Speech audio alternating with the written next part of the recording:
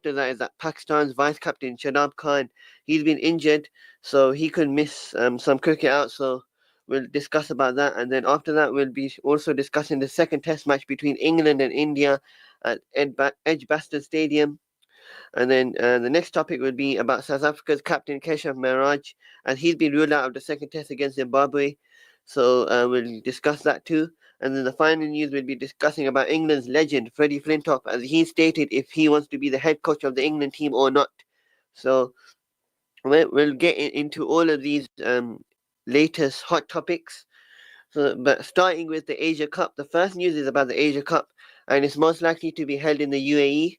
And according to reports, the match between India and Pakistan will take place on the 7th of September.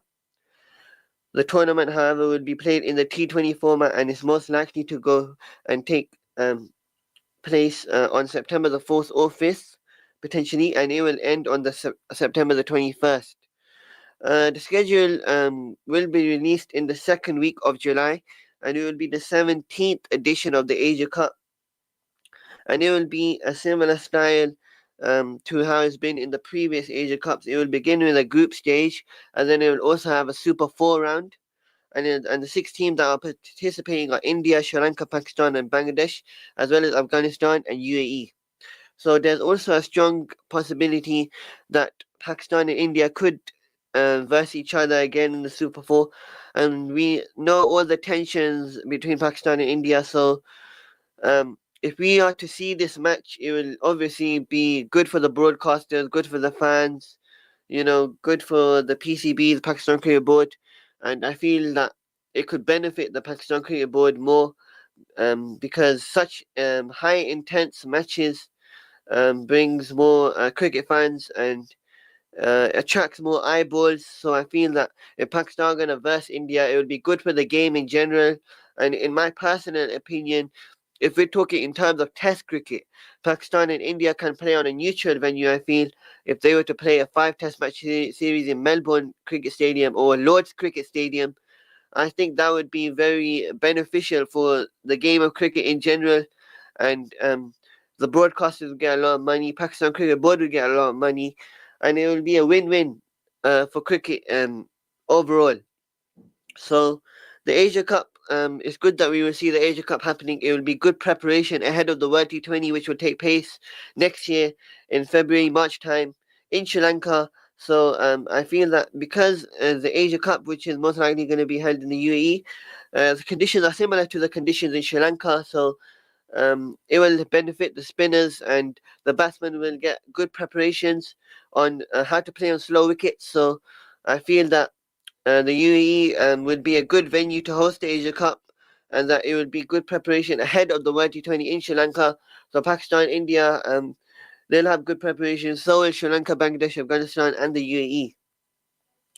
So we move on to the next news, which is about Pakistan's vice captain Shadab Khan, and he has been ruled out of the series against Bangladesh, the 3-match T20 series against Bangladesh, and a potential 6-match T20 series against West Indies due to a shoulder injury which he has had in the past. So he could miss out a lot of cricket. He will also miss out the Asia Cup. So it's a big blow to the Pakistan cricket team. Shadab Khan is arguably one of the best T20 players Pakistan has ever produced. And he's one of the best match winners. And he, of course, as I mentioned, he is a vice captain. So he had a crucial role to play, as he has been playing over the last few years for Pakistan in T20 cricket. His form has been up and down, but we know when he's on song, he is a match winner and a potential game changer against any opposition at any point of the game. So Shadab Khan's absence will be a big blow for Pakistan, and replacing him as a vice captain is Mohammad Haris. So the all-rounder will be out because of injury issues which he's facing. And in my personal opinion, if you're going to select Sufyan Makeem as a spinner, Chinaman spinner, and Abrar Ahmed, judging by Mike Hesson's theory, philosophy about having all-rounders in T20 cricket, I think Mohammad Nawaz should get a recall into the Pakistan T20 setup. The reason is because of his experience, because you don't really have much spin bowling all-rounders available who have that much experience and who have that match-winning abilities and potential. So Mohammad Nawaz will be a good option to replace Shadab Khan as an all-rounder. So I feel that that would be an option which Mike Hassan and Salman Ali Agha, the captain, should look at. And if they were to make such a good move, I think it would benefit Pakistan because Mohammad Nawaz is flexible and he can bat at number 4 or 5 or even at 7 and 8. So I feel it would be a good potential replacement for Shadab Khan if you're talking in terms of all rounders. And if you're talking in terms of spinners, Sufyan Mukim, he's going to get selected in the squad. Abrar Ahmed is in the squad. So I feel that these would be some good potential options for Pakistan ahead of their busy schedule for T20 cricket in preparation for the World T20. So, according to credible sources, Shadab Khan is undergoing a surgery on his right shoulder in England, so he could be sidelined from action for the next 3 months, and this could be a big blow for Pakistan cricket. And Shadab Khan is expected to miss the T20 series against Bangladesh, West Indies, tour in August, and the proposed tri-nation. We could see a tri-nation between Afghanistan and UAE, so he could miss that as well as the Asia Cup. So he's missing out on a lot of cricket, but at the same time, it could be a blessing in disguise because we could see um, potential young stars like Sufyan Mukim and Abrar Ahmed start to perform better because they could get given more chances. So I feel that if Shadab Khan is not in the team, it gives more potential opportunities to the youngsters. So moving on to the next news, the next hot topic, we will be discussing the second test match, the all-important test match between England and India at Edgbaston Cricket Stadium in Birmingham. So England won the toss and chose to bowl, and they remained unchanged after a scintillating victory against India at Headingley. India, after the first day yesterday, scored 310 for the loss of 5 wickets, and leading the charge for them was none other than the young and talented Yashvi Jaiswal, scoring 87 runs off 107 balls. And to support him well was the captain, Shuman Gill, who has a point to prove because he came under a lot of scrutiny because of his selection decisions. The decision to not pick Jasprit Bumrah, although the captain, Shuman Gill, mentioned in the press conference that he was available for selection, to not select Bumrah, I feel that's the right decision because it's important to manage his workload because he is arguably the best bowler in the world right now. And I feel that if you look at India's bowling attack, apart from Bumrah, you don't have another exceptional high class bowler. So I feel that Bumrah's workload should be managed better in terms if India want to play him longer. But um, India not having him, if India are not having him in this test match, it would be a big setback for them because their bowling is not as strong. But when he is in their team, it makes a huge difference because he is a player. He's such a dangerous bowler. He could win the game by himself. That's how dangerous he is. And in my opinion, he is the best bowler in the world. So Jasprit Bumrah should have been in the squad in the 11, but it's understandable why he is not there because of injury. Because they don't want him to get injured, so they're protecting him for the last 3 test matches. So it's okay that he's not there. So Shuman Gill, who was under a lot of criticism, he scored a century, 114 not out, and early on for England with the new ball. Chris Woakes kept some pressure on the Indian batsman as he was bowling on his home ground, and he managed to take 2 wickets with the likes of Brandon Carr, Ben Stokes, and Shoaib Bashir getting 1 apiece. And if you were to ask in my opinion of the test match, I won't be surprised, if India get another 150 on the board, judging by the partnership that they got at the moment between Shuman Gill and I think it's Ravinder Jadeja. So, and they still have Washington Sundar to come who can bat as well. He's a good all-rounder. So I feel that India are in the game at the moment. If England can get the tail out early, if they can get Shuman Gill out early today and Jadeja as well. So I feel that if in the next 50 runs even, if England can get them out, I think England has done a good job then. And I think they will be in the command in the game because we all know what England's batting has. We saw it in the last test match, how Ben Duckett performed, how Jamie Smith performed, Ben Stokes 31 in the last innings, Harry Brooks 99 in the first innings. I mean, England, they really are living up to the Bazball reputation that they have. So I feel that Personally, I feel that England need to get them all out for 50 runs at least, and then dominate with the bat as they do always. And I think that would be the key to playing on this pitch in Birmingham, Edgbaston. So Shoaib Bashir, his role in the middle with the spinners will be crucial. Ben Stokes has been bowling very well as well. So I feel that he could take wickets as well because he's really done well, I think, on this on Edgbaston Cricket Stadium with the ball and with the bat as well. I feel like he will be useful because he's the type of player in pressure situations he could win you games from nowhere. So I feel that Ben Stokes will be someone who India will have to control. If you talk about India's batting, I feel that England controlled Rishabh Pant very well.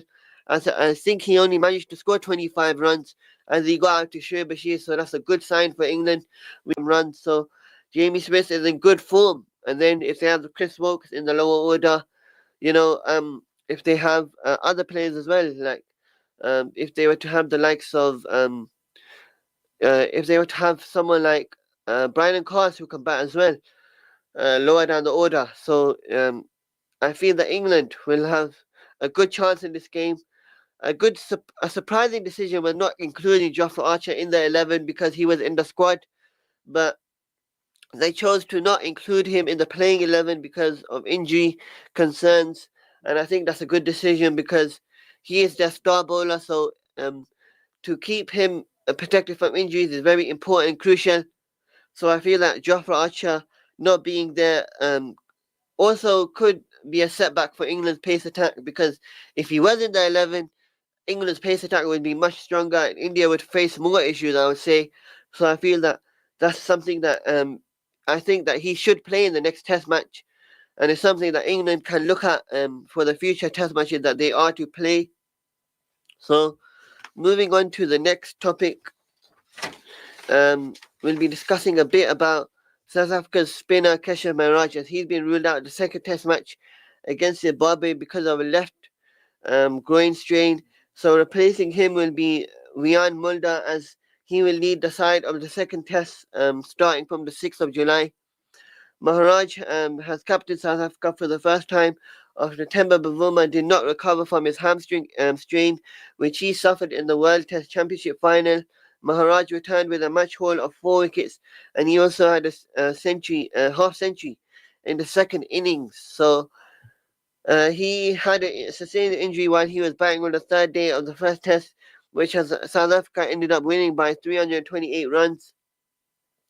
And the final news, which we'll be discussing about, is about England's all-rounder Freddie Flintoff, as he said he's not really thought about replacing Brendan McCullum with the current head coach of the England's Test team and England's white ball team in general. So I feel that Freddie Flintoff brings experience as a coach because and as a player because he's played for England 227 times between 1998 and 2009. So he was appointed as the coach of England's Lions for the development side.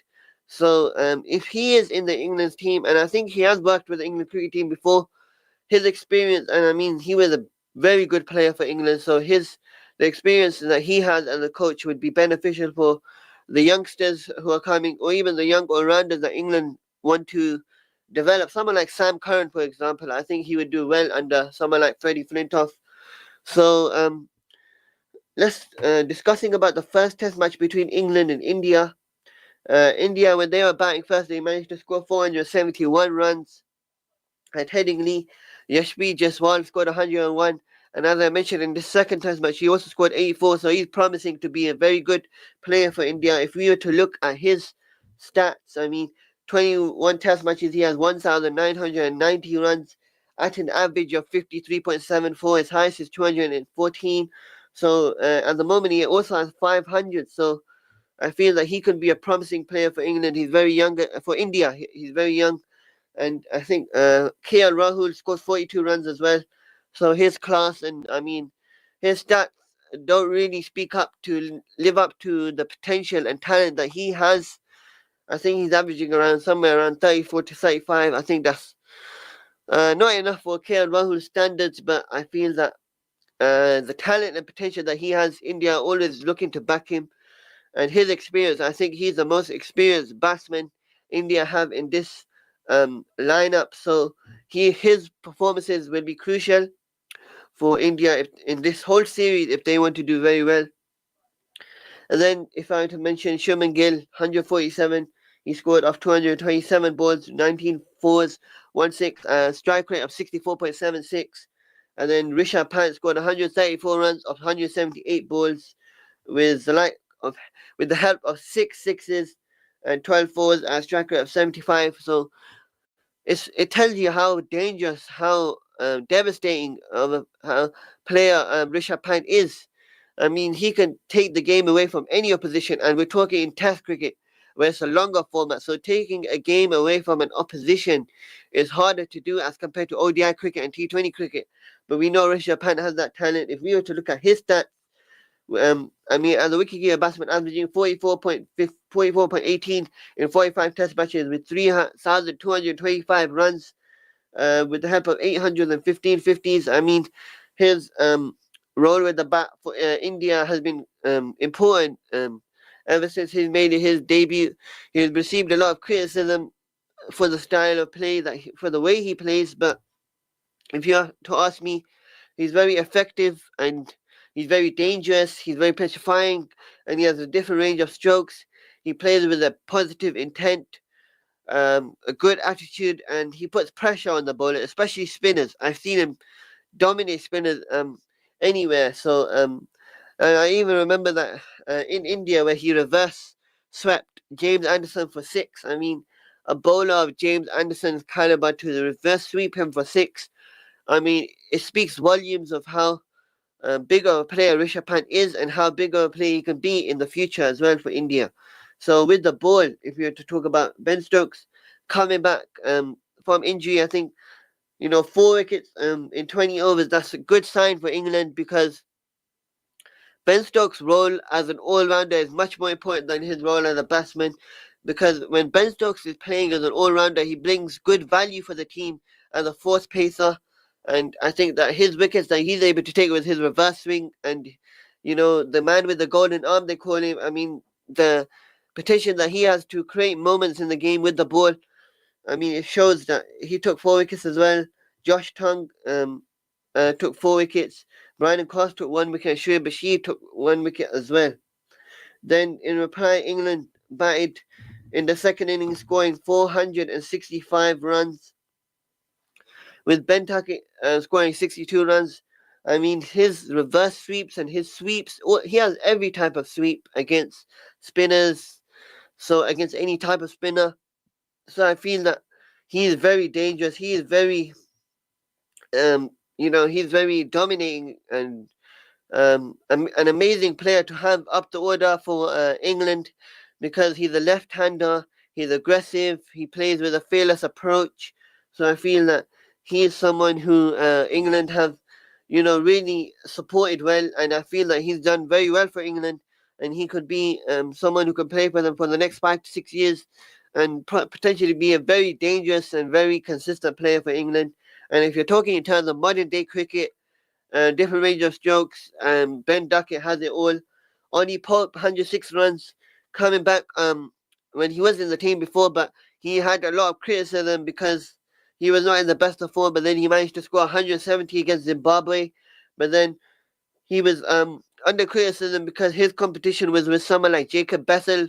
I mean, a talented batsman of Jacob Bessel's class. So, but England supported Ollie Pope, and Ollie Pope in this test match against Headingley, he scored 106 runs off 137 balls.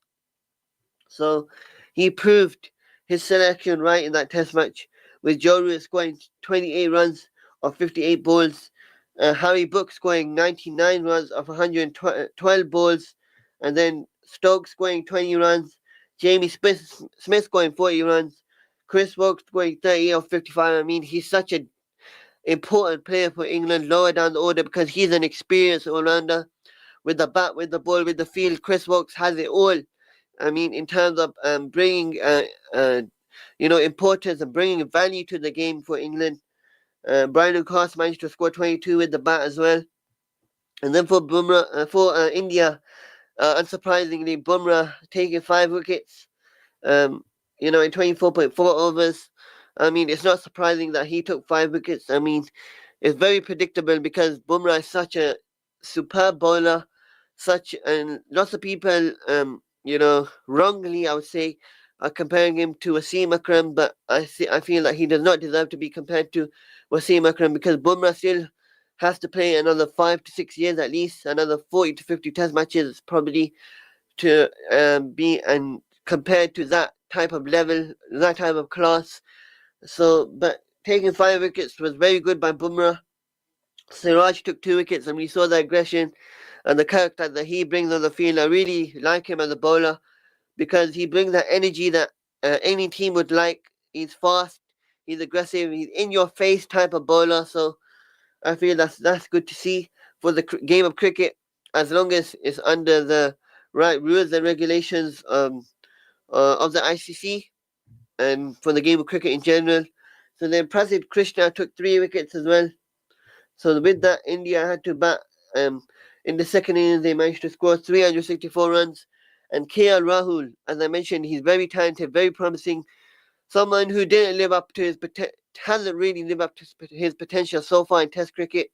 Managed to score 137 runs off 247 balls with the help of 18 fours.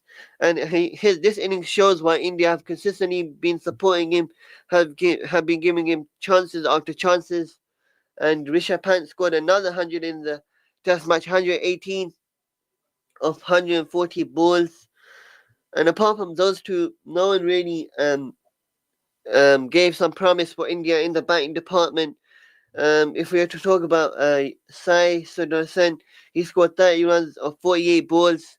But otherwise, no one was really promising for India, and they scored 364 with Bryden Cross taking 3 wickets, and Josh Tongue taking 3 wickets, Ben Stokes taking 1 wicket, and Shoaib Bashir taking 2 wickets. And then for England in the batting department, Zach Crowley scoring an important, I would say, 65 runs. And I think, if I'm not wrong, England had a good stand of 180 for no loss, and Zach Crowley had a crucial role. Ben Duckett, as I mentioned earlier, scoring 149 runs of 170 balls with the help of 21 fours and 1 6. Joe Root with a crucial 53 not out. He was there in the end. His experience, his exposure, his calmness at the crease, and his ability to just milk the bowlers and take score runs in the gaps, hit fours at will. I mean, Joe Root's innings of 53 not out of 84 balls is what took England at the finishing line, along with Jamie Smith, who scored 44 runs of 55 balls. And then no one was really promising for India in the bowling department. Prasid Krishna and Thakur took 2 wickets, and Ravindra Jadeja taking 1 wicket. So, if we had to talk a bit about moving on to, let's say, Pakistan tour of Bangladesh and West Indies, if we talk about the potential squad for it, then we won't see that much changes. Maybe Sufyan Makeem returning into the T20 squad. Shaheen Shah Afridi will be returning into the squad for the West Indies series. And we could see him returning into the West Indies series because Pakistan has been lacking a fast bowler, so his return could be very good for Pakistan cricket in T20 cricket because he's very effective with the new ball, especially against the right-handers. But Babar Azam, Muhammad Rizwan, they won't be in the squad because of, we all know why, because of the style of play. So this wraps up today's show. If you do have any questions about cricket or the show, then please feel free to phone Inspire FM, and I hope you gain some more knowledge about cricket. And I will see you in the next show, inshallah. Assalamu alaikum wa rahmatullahi